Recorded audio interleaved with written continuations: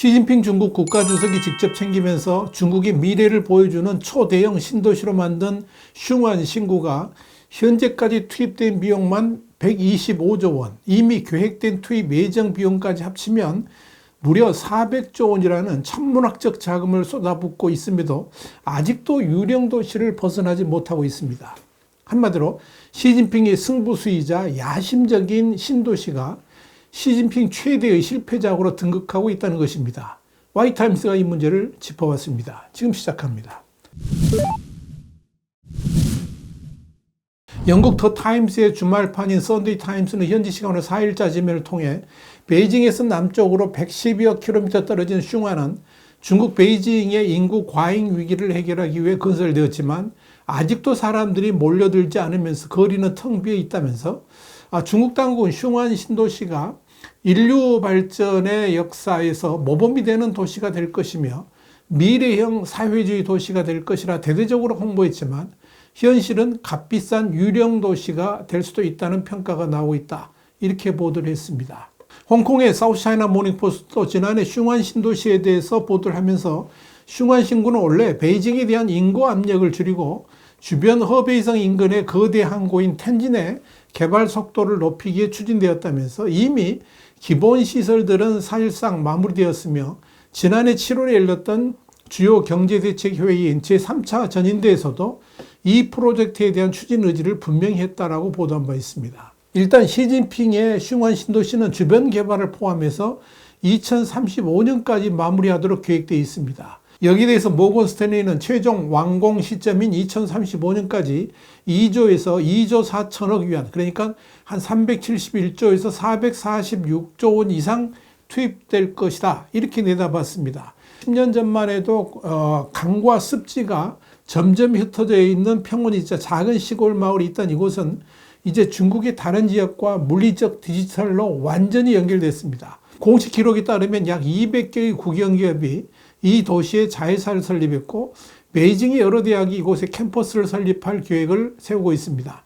모두 중국 공산당의 명령하에 시행되고 있는 것입니다.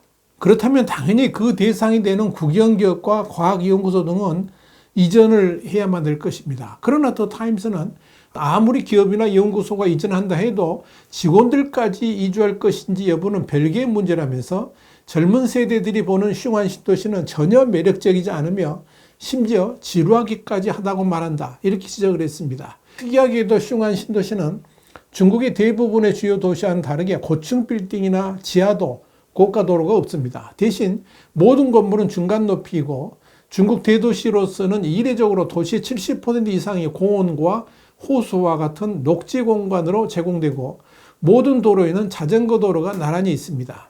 이런 설명을 들으면 그동안의 중국 도시에서는 찾아볼 수가 없는 최상의 신도시가 슝안시라는 이름으로 조성되었다라고 할 수 있을 겁니다. 그러나 문제는 그야말로 이상적으로 디자인된 슝안 신도시가 그동안 베이징을 비롯한 중국의 대도시들에서 느끼는 그런 사람 사는 재미를 전혀 누릴 수가 없다는 점입니다. 그렇다면 슝안 신도시의 현실은 어떨까요? 일단 등록된 공식 인구는 120만 명이 달하지만 실제로는 그 엄청난 도시에 사람이 거의 눈에 띄질 않습니다. 사실 2022년 여름까지 주거지역은 이미 완공되었기 때문에 중국 최고 신도시, 그것도 시진핑 주석의 야심작이자 자신의 모든 것을 쏟아부은 미래형 신도시에 사람이 차고 넘쳐나야 할 터인데 왜 이렇게 인적이 드문 도시가 되었을까요?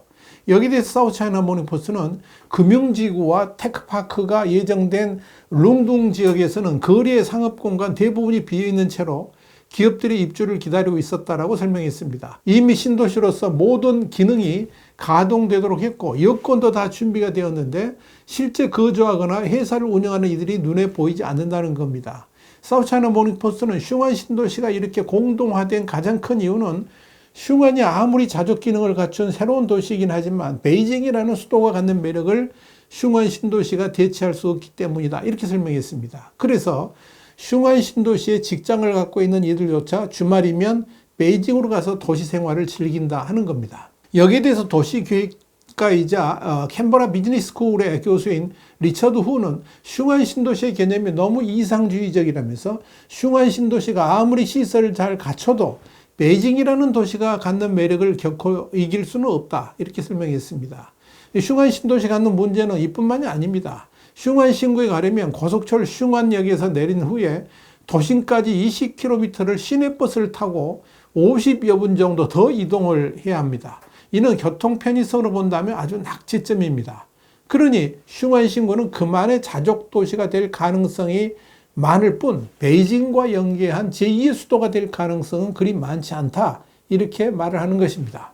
사실 슝안 신도시 계획은 시진핑 주석이 정치적으로 절대적 권력을 추구하던 지난 2017년 중국 역사에 절대적 치적을 남기겠다. 이런 야심으로 중국의 미래를 이끌어갈 도시를 건설한다는 야심찬 포부와에 계획되기 시작했습니다. 시진핑은 덩샤오핑이 중국의 자유시장 진입의 의미를 담은 주강상박주에 선전 신도시를 건설한 것을 염두에 두었을 겁니다.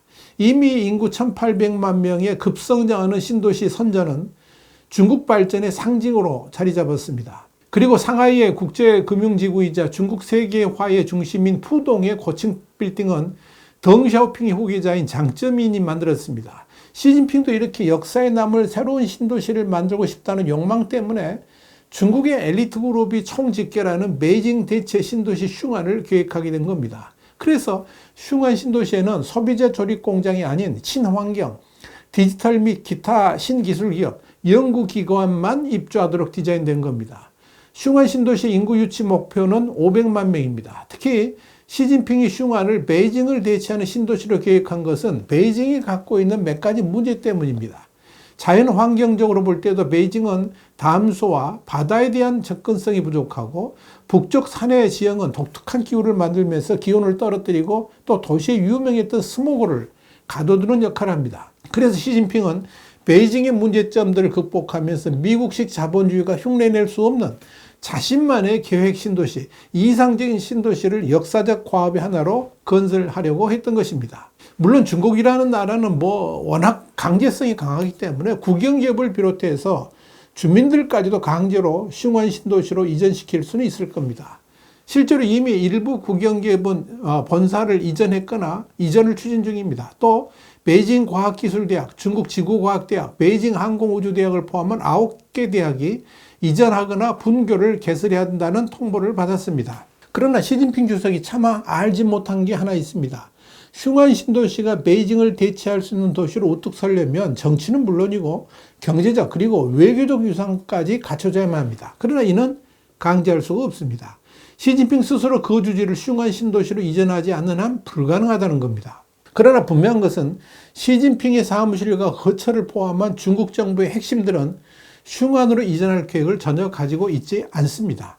베이징이라는 세계적인 도시를 슝안 신도시가 대체할 수 없기 때문이겠죠. 그렇다면 슝안 신도시 한계는 날이 갈수록 뚜렷해질 겁니다. 남은 방법은 중국 내의 대형 민간 기업들을 옮겨오는 일입니다. 그러나 민간 기업은 이익을 내는 것이 최우선인 생존 집단입니다. 당연히 민간 대기업들이 베이징이 아닌 슝안 신도시로 옮겨간다는 것 자체가 상상하기 힘듭니다. 심지어 국영기업들마저도 활동의 주무대를 베이징이 아닌 슝안으로 옮긴다는 것 자체가 쉽지 않을 겁니다. 이미 그런 조짐이 보입니다. 지금 슝안 신도시는 많은 국영기업들이 주소를 두고 있습니다. 실제로 관영 매체들은 많은 기업들이 슝안 신도시로 이전해 오고 있다 이렇게 보도합니다. 그런데 실제로는 주소만 옮겼지 직원들이 근무하지는 않습니다.